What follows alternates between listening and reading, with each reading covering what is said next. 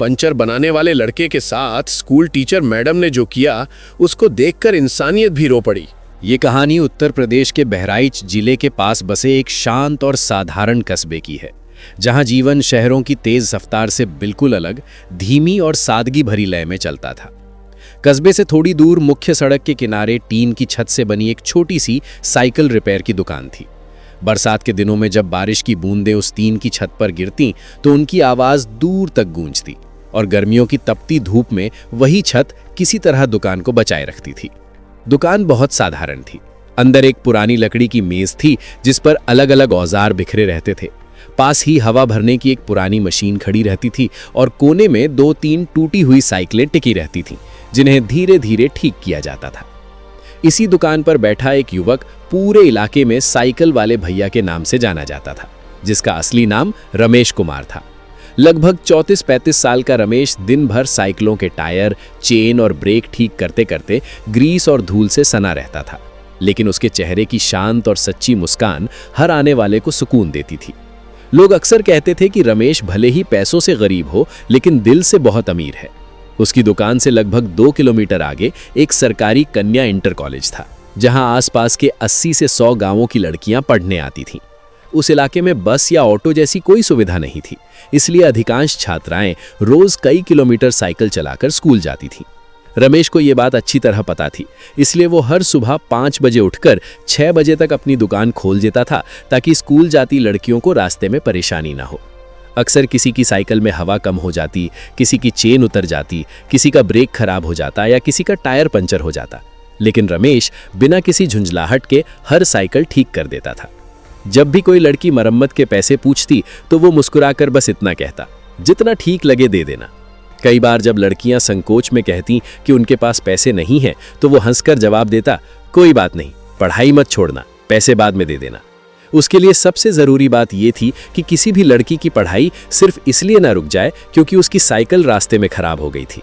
धीरे धीरे रमेश की ये छोटी सी दुकान केवल मरम्मत की जगह नहीं रही, बल्कि पूरे इलाके में भरोसे, अपनापन और इंसानियत की एक मिसाल बन गई। एक सुबह लगभग 7 बजे का समय था और सड़क पर धीरे धीरे स्कूल जाने वाली लड़कियों की आवाजाही बढ़ने लगी थी। तभी रमेश की नज़र एक दुबली पतली लड़की पर पड़ी, जो बड़ी मुश्किल से अपनी जंग लगी और बेहद पुरानी साइकिल को घसीटते हुए उसकी दुकान तक ला रही थी। साइकिल की हालत इतनी खराब थी कि उसे देखकर ही लग रहा था कि उसे चलाना लगभग नामुमकिन है। लड़की थकी हुई और घबराई हुई सी दुकान के सामने आकर रुकी और संकोच भरी धीमी आवाज में बोली, भैया, ये साइकिल ठीक हो जाएगी क्या? उसका नाम पूजा था। रमेश ने साइकिल को ध्यान से देखा। टायर बुरी तरह फटा हुआ था, चेन पूरी तरह जाम हो चुकी थी, पैडल टेढ़ा था और ब्रेक भी टूटे हुए थे। हालत देखकर उसने धीरे से कहा कि इसे ठीक कराने में काफी खर्चा आएगा, बेहतर होगा नई साइकिल ले ली जाए। ये सुनकर पूजा कुछ पल चुप रही, फिर उसने कांपते हाथों से अपनी जेब से सिर्फ 200 रुपए निकालकर आगे बढ़ाए और घबराई आवाज में बोली कि उसके पास बस इतने ही पैसे हैं, अगर साइकिल ठीक नहीं हुई तो वो स्कूल नहीं जा पाएगी। रमेश ने जब उसकी आंखों में देखा तो उसमें डर और बेबसी साफ झलक रही थी। उसने पूछा कि घर में कोई मदद करने वाला नहीं है क्या?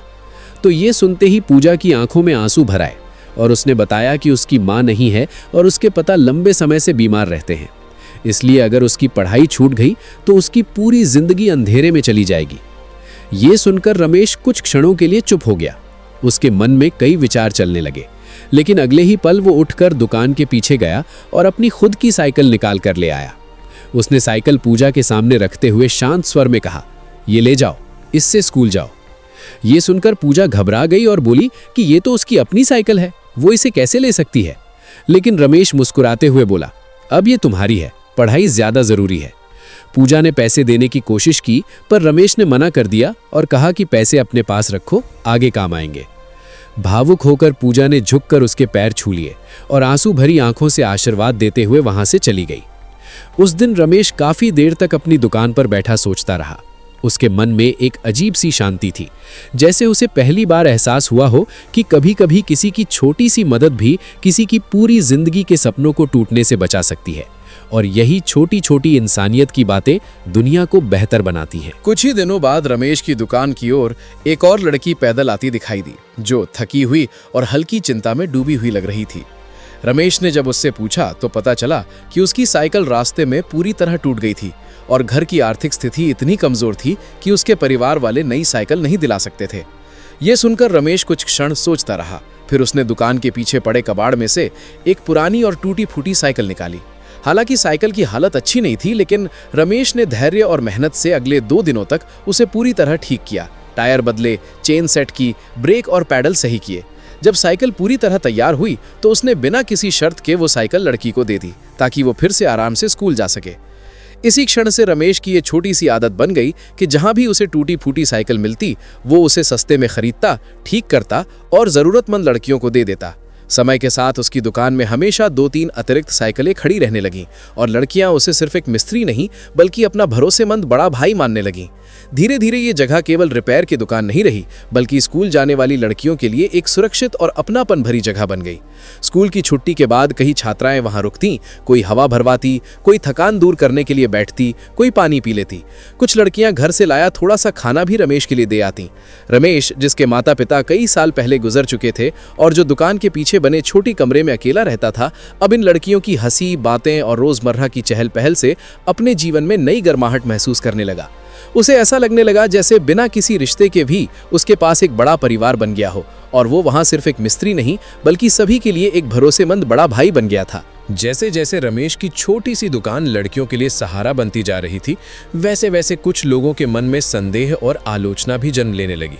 क्योंकि छोटे कस्बों में अक्सर ऐसा होता है कि जब कोई व्यक्ति अलग और अच्छा काम करता है तो कुछ लोग उसकी नीयत पर सवाल उठाने लगते हैं। धीरे धीरे लोग आपस में ताने मारने लगे। कोई कहता कि इतनी लड़कियां रोज उसकी दुकान पर क्यों रुकती हैं, तो कोई ये भी कह रहता कि आजकल ज़माना ख़राब है और किसी पर भरोसा नहीं किया जा सकता। हालांकि दूसरी तरफ ऐसे लोग भी थे जो रमेश के काम की सच्चाई समझते थे और उसकी दिल से तारीफ करते थे कि खुद गरीब होने के बावजूद वो ज़रूरतमंद लड़कियों की मदद कर रहा है ताकि उनकी पढ़ाई न रुके। इन विरोधी बातों के बीच रमेश हमेशा शांत रहा और उसने कभी किसी से बहस या सफाई देने की कोशिश नहीं की, क्योंकि उसके लिए सबसे महत्वपूर्ण बात यही थी कि किसी भी लड़की की पढ़ाई केवल इसलिए ना छूटे क्योंकि उसकी साइकिल खराब हो गई या उसके पास नई खरीदने के पैसे नहीं हैं। इसी बीच एक दिन दोपहर को उसकी दुकान के सामने एक सफ़ेद कार आकर रुकी जिसका टायर पंचर था और उसमें से एक सुसंस्कृत दंपति उतरे जिन्होंने रमेश से मदद मांगी। रमेश तुरंत टायर ठीक करने में लग गया। तभी स्कूल की छुट्टी के बाद कई लड़कियां वहां से गुजरने लगी और हर लड़की मुस्कुराकर भैया नमस्ते कहती हुई आगे बढ़ती। कुछ तो साइकिल से उतरकर आदर से उसके पैर भी छू लेती। ये दृश्य देखकर वो दंपति हैरान रह गए। टायर ठीक होने के बाद उस व्यक्ति ने जिज्ञासा से पूछा कि लड़कियां उसे इतना सम्मान क्यों देती हैं। तब रमेश ने बहुत सादगी से पूरी कहानी बता दी, कैसे वो टूटी साइकिलें खरीद कर ठीक करता है और ज़रूरतमंद लड़कियों को दे देता है ताकि उनकी पढ़ाई ना रुके। उसकी बात सुनते सुनते उस दंपति की आंखें नम हो गई। उस व्यक्ति का नाम संजय मेहता था, जो शहर के एक बड़े कारोबारी थे। उन्होंने भावुक होकर रमेश से कहा कि वो बहुत बड़ा काम कर रहा है, शायद जितना बड़ा उसे खुद भी एहसास नहीं है। और उसी क्षण उन्हें समझ आ गया कि असली महानता बड़े नाम या धन में नहीं बल्कि इंसानियत से किए गए छोटे छोटे निस्वार्थ कामों में छिपी होती है। कुछ ही दिनों बाद संजय मेहता एक बार फिर रमेश की दुकान पर लौटे, लेकिन इस बार उनके चेहरे पर एक अलग ही उत्साह और दृढ़ता दिखाई दे रही थी। उन्होंने मुस्कुराते हुए रमेश से कहा कि अगर इन लड़कियों के लिए मुफ्त कोचिंग की व्यवस्था कर दी जाए तो उनकी पढ़ाई और बेहतर हो सकती है। ये सुनकर रमेश कुछ क्षणों के लिए चौंक गया, क्योंकि उसने कभी इतना बड़ा कदम उठाने के बारे में सोचा ही नहीं था। उसके लिए तो इतना ही काफ़ी था कि लड़कियां अपनी साइकिल से सुरक्षित स्कूल पहुंच सके और उनकी पढ़ाई जारी रह सके। लेकिन संजय मेहता के मन में अब इससे भी बड़ा सपना आकार ले चुका था। उनकी पहल से जल्द ही रमेश की दुकान के पास एक छोटा सा कोचिंग सेंटर बनवाया गया, जहां 2 योग्य शिक्षकों को रखा गया ताकि आसपास के गरीब परिवारों की लड़कियों को मुफ्त में अच्छी शिक्षा मिल सके। धीरे धीरे इस छोटे से प्रयास ने आकार लेना शुरू किया। शुरुआत में करीब 20 लड़कियां वहां पढ़ने आने लगीं, लेकिन कुछ ही महीनों में उनकी संख्या बढ़कर 60 से भी अधिक हो गई। अब रमेश की छोटी सी दुकान के आसपास सिर्फ साइकिलें ही नहीं बल्कि पढ़ाई, उम्मीद और नए सपनों की एक दुनिया बसने लगी थी।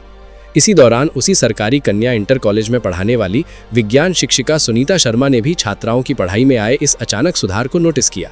जब उन्होंने अंकों में बढ़ोतरी और लड़कियों के आत्मविश्वास में बदलाव देखा तो उन्हें आश्चर्य हुआ कि आखिर ये परिवर्तन कैसे आ रहा है। पूछताछ करने पर उन्हें उस छोटे से कोचिंग सेंटर के बारे में पता चला जो रमेश की दुकान के पास शुरू हुआ था। एक दिन वे खुद वहां पहुंची और कुछ देर तक चुपचाप सब देखती रहीं। गरीब परिवारों की लड़कियां पूरे मन से पढ़ रही थीं। शिक्षक उन्हें समझा रहे थे और इस पूरे प्रयास के पीछे एक साधारण साइकिल मिस्त्री की सच्ची नीयत छिपी थी। पूरी कहानी जानने के बाद सुनीता शर्मा भावुक होकर रमेश से बोली कि उसने बहुत बड़ा काम किया है। उस दिन के बाद वे भी धीरे धीरे उस सेंटर से जुड़ गईं और अक्सर स्कूल के बाद वहां आकर छात्राओं को विज्ञान पढ़ाने लगी। रमेश उनके प्रति हमेशा गहरा सम्मान दिखाता था। जब भी वे आती वो उनके लिए चाय ले आता और आदर के साथ बातचीत करता। इस तरह उस छोटे से कोचिंग सेंटर में केवल पढ़ाई ही नहीं बल्कि सहयोग, समर्पण और इंसानियत की एक खूबसूरत कहानी भी धीरे धीरे आकार लेने लगी। समय के साथ उस छोटे से कोचिंग सेंटर का माहौल केवल पढ़ाई तक सीमित नहीं रहा, बल्कि वहां विश्वास, सम्मान और अपनापन भी गहराने लगा। सुनीता शर्मा और रमेश के बीच भी धीरे धीरे आपसी समझ और आदर का रिश्ता मजबूत होता गया। दोनों अक्सर सेंटर के काम, लड़कियों की पढ़ाई और उनके भविष्य के बारे में चर्चा करते थे। एक शाम जब अधिकतर छात्राएं घर जा चुकी थीं और वातावरण शांत था, तब सुनीता मैडम ने अचानक रमेश से पूछा कि उसने अब तक शादी क्यों नहीं की। रमेश कुछ क्षण चुप रहा और फिर मुस्कुराकर बोला कि उसका परिवार तो यही लड़कियां हैं। उसके शब्दों में सच्चाई और अपनापन था। लेकिन सुनीता मैडम की अपनी जिंदगी भी आसान नहीं थी। उनका वैवाहिक जीवन लंबे समय से खुशहाल नहीं था और वे भीतर ही भीतर बहुत कुछ सह चुकी थीं। जब उन्होंने रमेश की सादगी, ईमानदारी और निस्वार्थ सेवा को करीब से देखा, तो धीरे धीरे उनके मन में उसके प्रति गहरा सम्मान और लगाव पैदा होने लगा। कई दिनों तक वे अपने मन की बात कहने की हिम्मत नहीं जुटा सकी, लेकिन एक दिन साहस करके उन्होंने शांत स्वर में कह दिया कि अगर वो उसके साथ रहना चाहें तो क्या वो तैयार होगा। ये सुनकर रमेश पूरी तरह हैरान रह गया और उसकी आंखों में संकोच, आश्चर्य और कई अनकहे सवाल दिखाई देने लगे। उधर जब सुनीता मैडम के पति को इस बात का पता चला तो वो गुस्से और अहंकार से भर उठा और उसने सच्चाई समझने के बजाय रमेश को बदनाम करने का रास्ता चुन लिया। उसने कस्बे में अफवाहें फैलानी शुरू कर दी और लोगों के बीच ये तक कह दिया कि रमेश लड़कियों को बहलाता है। इन झूठी बातों का असर धीरे धीरे माहौल पर पड़ने लगा और कुछ लोग उससे दूरी बनाने लगे। ये सब देखकर रमेश भीतर से टूटने लगा, क्योंकि उसने हमेशा ईमानदारी से केवल लड़कियों की पढ़ाई और भविष्य के लिए काम किया था। लेकिन इस कठिन समय में सुनीता मैडम ने सच का साथ नहीं छोड़ा और खुलकर उसके समर्थन में खड़ी रहीं। जब मामला बढ़ा तो जांच शुरू हुई और धीरे धीरे सच्चाई सामने आने लगी कि रमेश के खिलाफ फैलाए गए आरोप एक सोची समझी साजिश का हिस्सा थे। आखिरकार जांच के बाद सच उजागर हो गया और लोगों को समझ आ गया कि जो व्यक्ति वर्षों से दूसरों की जिंदगी संवारने में लगा था, वही झूठे आरोपों का शिकार बना दिया गया था। कहानी की सीख। इस कहानी से एक बड़ी सीख मिलती है। इंसान की महानता उसके पैसे से नहीं, उसके दिल से होती है। एक साधारण इंसान भी अगर सच्चे दिल से काम करे तो हजारों जिंदगियां बदल सकता है। अगर आपको ये कहानी पसंद आई हो तो वीडियो को लाइक करें, शेयर करें और चैनल को सब्सक्राइब करना ना भूलें। साथ ही नीचे कमेंट में लिखें कि आप कौन से शहर और राज्य से हैं।